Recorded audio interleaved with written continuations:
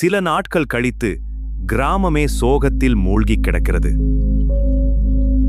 கதிரின் உடலில் காயங்களுக்கு கட்டப்பட்ட வெள்ளை துணிகளில் இரத்தக் கரைகள் இன்னும் முழுமையாக மறையவில்லை. அவன் கண்களில் கண்ணீர் வற்றி போய் ஒருவிதமான கோபமும் வெறியும் குடி வந்திருக்கிறது.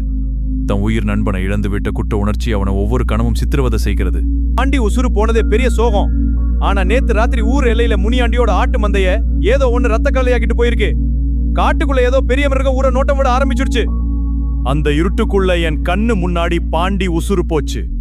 ஆனா அன்னைக்கு இவன் மட்டும் இல்லனா நானும் உசுரோட வந்திருக்க மாட்டேன்.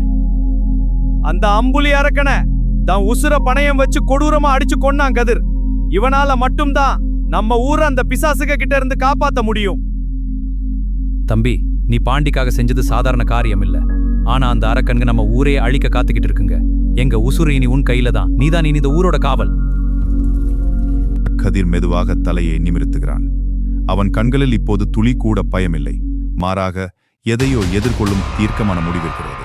என் நண்பன் பாண்டியோட ரத்தம் இந்த மண்ணுல இன்னும் காயல. என் தம்பிய கொன்ன அந்த அம்புலி இனத்தையே அழிச்சு இந்த ஊர்ல இனி ஒரு சொட்டு ரத்தம் சிந்தாம நான் பாத்துக்கிறேன். இது பாண்டி மேல சத்தியம். ஊர் எல்லையில் இருக்கும் காவல் தெய்வம் கோவிலில் பெரிய பூஜை நடக்கிறது. சிலிர்க்க வைக்கும் பறை இசை முழங்க ஊர் மக்கள் கதிரை சுற்றி நிற்கின்றனர். அறிவாளை கையில் ஏந்திய மறுகணம் கதிரின் உடல் சிலிர்க்கிறது. அவனுள் ஒரு புதிய சக்தி பிறப்பது போல் உணர்கிறான். அவன் இப்போது வெறும் கதிர் அல்ல, அந்த ஊரின் காவல்காரன். கையில் தீப்பந்தமும் தோளில் அறிவாளுமாக ஊர் எல்லையில் ஒற்றை ஆளாக நிற்கிறான் கதிர். இருண்ட காட்டை நோக்கி அவனது பார்வை கூர்மையாக பதிகிறது. திடீரென அடர்ந்த இருளுக்குள் அந்த இரண்டு மஞ்சள் நிற கண்கள் மீண்டும் ஒளிர்கின்றன.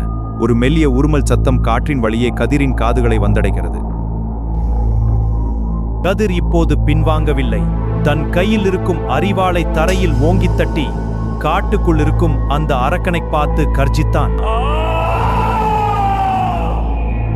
என் உசுறு இருக்கிற வரைக்கும் இந்த எல்லையை தாண்டி உங்கள ஒருத்தன் கூட ஊருக்குள்ள நுழைய முடியாதுடா. கதிரின் கர்ஜனை கேட்டு அந்த மஞ்சள் கண்கள் சட்டு பின்வாங்கி இருளில் மறைகின்றன.